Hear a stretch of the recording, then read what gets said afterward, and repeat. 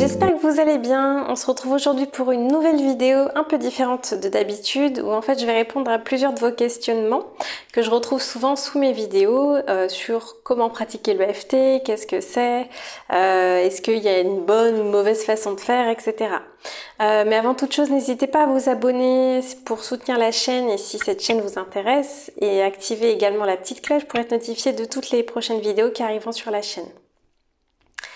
Donc, première question, qu'est-ce que l'EFT? J'ai déjà fait une toute première vidéo sur ma chaîne qui expliquait un petit peu le fonctionnement d'une ronde EFT, mais je vais y revenir un peu plus en détail. Donc en fait, c'est une technique, EFT veut dire en anglais Emotional Freedom Technique, donc un outil de libération émotionnelle qui a été créé dans les années 1990, donc plus précisément en 1995, par Carey Gregg, qui est un ingénieur américain et qui voulait en fait trouver une méthode un peu miracle et très efficace pour qu'elle soit utilisée par le plus grand nombre.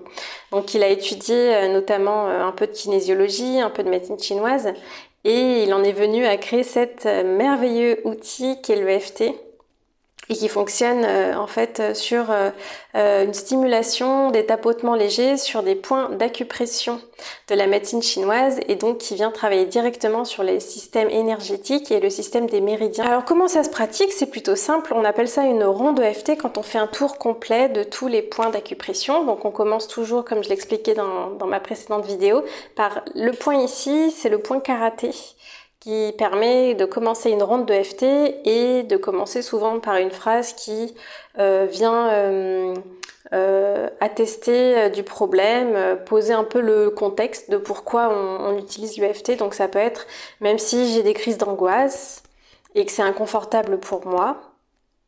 Et ensuite, on passe par une phrase d'acceptation qui est très importante pour la suite. Donc même si j'ai des crises d'angoisse, je m'aime et je m'accepte entièrement et complètement telle que je suis.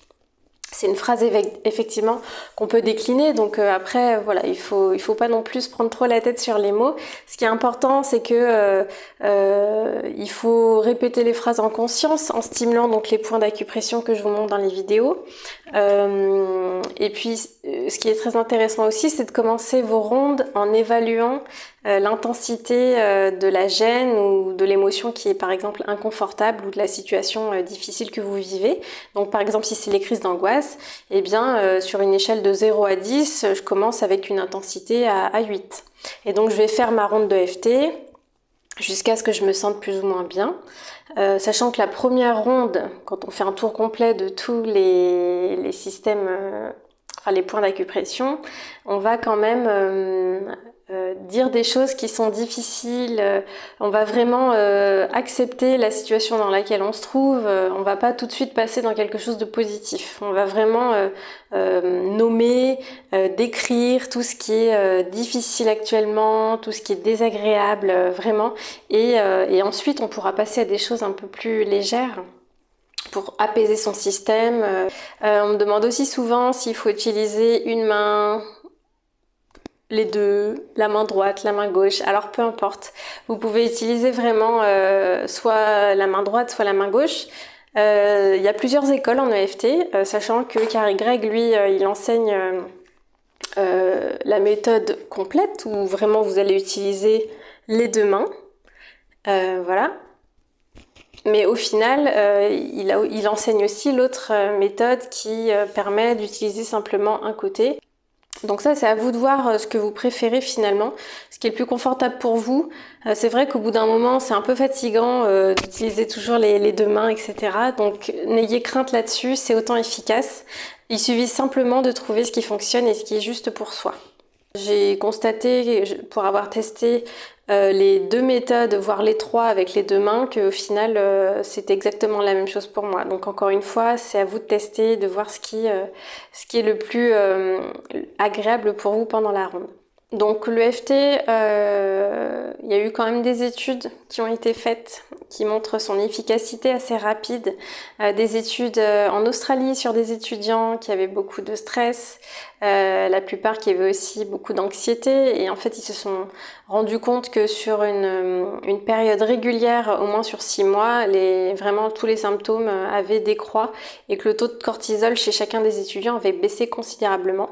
Et aux États-Unis, il y a aussi eu cette étude sur des vétérans donc de guerre qui avaient des syndromes de stress post-traumatique et qui ont pu faire déjà de l'EFT un peu de manière urgente, sous forme de thérapie brève. Et déjà au bout de 6 séances, les troubles de ce symptôme avaient déjà fortement diminué, ce qui leur a permis bien de continuer et d'y trouver d'autres bienfaits. Alors, est-ce que ça marche sur tout le monde? Eh bien, il faut tester sur soi. Moi, je sais que pour le proposer au cabinet et vraiment à plein de personnes, je n'ai que des retours positifs. Je n'ai jamais entendu quelqu'un qui m'a dit que ça ne fonctionnait pas sur lui.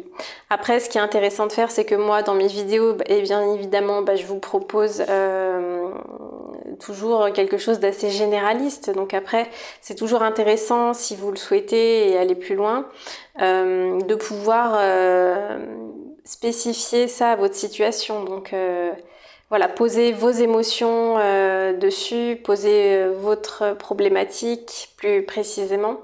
Alors sur la durée, moi je pense que c'est intéressant de le faire assez régulièrement au début quand on a une problématique qui est assez profonde, assez conséquente, quelque chose qui prend quand même beaucoup de place dans votre vie. Donc ça peut être du stress, de l'anxiété, des troubles du sommeil. Donc voilà, le faire un petit peu tous les jours, même 5 minutes, c'est déjà super de s'accorder ce temps-là dans sa journée. Et le faire après autant de fois que vous en ressentirez le besoin. Donc en général, entre 1 et 3 jours, c'est déjà bien. Et après, si vous êtes motivé et que vous avez envie de poursuivre, vous pouvez continuer à faire ça sur 21 jours. Donc on dit qu'il faut 21 jours pour créer un changement en soi, ce qui correspond aussi au renouvellement cellulaire qui est d'une vingtaine de jours. Donc vraiment, vous pouvez le faire comme vous le souhaitez. Un jour, vous pouvez travailler sur le stress. Le lendemain, vous pouvez travailler sur une problématique qui est quand même annexe jusqu'à ce que vous vous sentiez beaucoup plus calme. Et ensuite, vous pouvez passer à une autre problématique voilà, je conseille pas forcément de tout mélanger d'un coup. Et puis, par exemple, si vous travaillez sur les troubles du sommeil et que vous avez pendant la ronde une émotion qui arrive, eh bien, c'est encore une fois d'adresser cette émotion et de l'inclure dans votre ronde. Si vous avez par exemple de la tristesse qui émerge, ce serait de dire et je suis actuellement submergée par une émotion de tristesse. Je n'arrive pas à identifier ce que c'est, mais pour autant je vais tenter de l'apaiser. Et puis cette tristesse logée dans mon thorax, cette tristesse logée dans mon cœur. Je n'en connais pas la raison, etc., etc. Enfin, vous voyez un petit peu la mécanique et la logique. Et laissez venir vraiment et émerger tout ce qui vous arrive, car c'est très important en EFT d'être aussi en observation de soi pendant qu'on fait les rondes et de ne pas minimiser tout ce qui pourrait remonter à la surface, puisqu'en fait on va aussi travailler sur l'inconscient et faire parvenir plein de choses qui ont besoin de remonter à la conscience. Donc ça c'est très important aussi, si vous pouvez prendre des notes ou des choses comme ça, faites-le. Et puis donc comme vous évaluez aussi l'intensité à chaque début de ronde, entre 0 et 10 de là où vous en êtes, à la fin de votre séance de EFT, vous pouvez réévaluer, savoir si ça a baissé ou pas, et puis c'est comme ça que vous pouvez savoir si vous avez besoin de continuer tout simplement. C'est votre corps qui vous donnera l'information en fait. Faites-vous confiance. On me demande aussi souvent s'il faut pratiquer en silence, à haute voix. Alors peu importe, là encore, vous allez me dire, mais dis donc, elle n'est pas compliquée cette méthode. Effectivement, on peut répéter dans sa tête. Moi, je pense que c'est toujours intéressant de dire à haute voix quand on le peut, quand on est dans un endroit où on est au calme, on est isolé et qu'on peut faire sa séance tranquillement. C'est intéressant que la conscience entende aussi des choses et qu'elles soient verbalisées. Mais si vous pouvez le faire en silence et vous êtes dans les transports en commun ou qu'il y a des choses qui ont besoin d'être évacués un peu en urgence, voilà, tout est possible. Il y a aussi un moyen de faire de l'EFT sans parler en fait. Par exemple, vous vous sentez triste ou quelque chose d'autre, et bien vous commencez votre ronde et vous allez simplement juste stimuler les points qui ont besoin d'être stimulés. Juste pour vous apaiser, parce qu'il ne faut pas oublier que on travaille quand même sur le système énergétique d'acupuncture, donc dans tous les cas vous allez rééquilibrer votre système même sans utiliser de mots. C'est toujours intéressant de coupler les deux bien évidemment, mais parfois voilà, on n'a pas le courage de parler, de réfléchir, donc voilà, juste se laisser porter et revenir au corps juste en tapotant sur toutes ces petites zones qui ont besoin d'être tapotées et qui dans tous les cas vont refaire circuler l'énergie et désengrammer des émotions qui sont stagnantes et bloquées dans votre corps. Donc c'est pas simplement qu'un outil émotionnel, on peut aussi travailler, comme je l'ai fait dans une vidéo sur le système nerveux, qui peut réguler le stress, les troubles du sommeil, la digestion, etc. On peut aussi travailler sur des choses un peu plus concrètes comme son système de pensée, son système de valeurs et de croyances. On peut aussi déprogrammer des choses inconscientes, tous ces programmes qui se sont mis dans notre cerveau depuis notre plus tendre enfance et jusqu'à l'âge adulte. Donc on peut vraiment aller changer comme ça sa manière de penser et travailler sur tous ces conditionnements finalement pour créer une nouvelle réalité. Donc on peut aussi utiliser l'EFT pour manifester des choses dans sa vie, débloquer des choses qui n'arrivent pas, comme l'abondance par exemple, ou si on a des pensées limitantes sur sa santé, en se disant que on ne guérira pas, ou en fait voilà, tout part du système de pensée, et puis après de fil en aiguille, on va pouvoir déconstruire plein de choses et améliorer sa condition et favoriser plus de bien-être. On me demande aussi s'il faut le faire à un moment particulier dans sa journée. Là aussi, je vous répondrai que vous le faites quand vous avez le temps.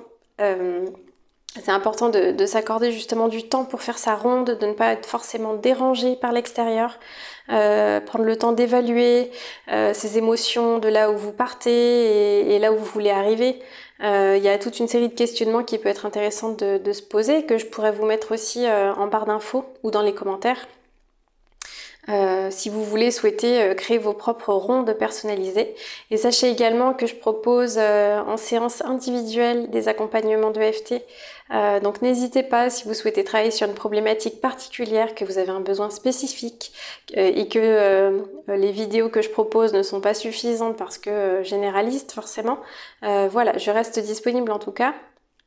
Ou pour répondre à tous vos questionnements, n'hésitez pas à utiliser les commentaires sous la vidéo pour me poser d'autres questions si vous en avez, si vous n'avez pas compris forcément certaines notions que j'ai pu expliquer dans cette vidéo. Donc si besoin, je referai une suite. Donc en tout cas, je voulais vous remercier de votre soutien, de vos abonnements, de vos likes, de vos partages aussi, et c'est toujours un plaisir et une grande joie pour moi de créer en fait pour le collectif et de voir que finalement ces séances-là vous font du bien et vous permettent d'ouvrir des portes et de vous mener vers plus de positivité, d'espoir et de bien-être. Donc voilà, je vous remercie et puis je vous dis à très vite pour une prochaine vidéo.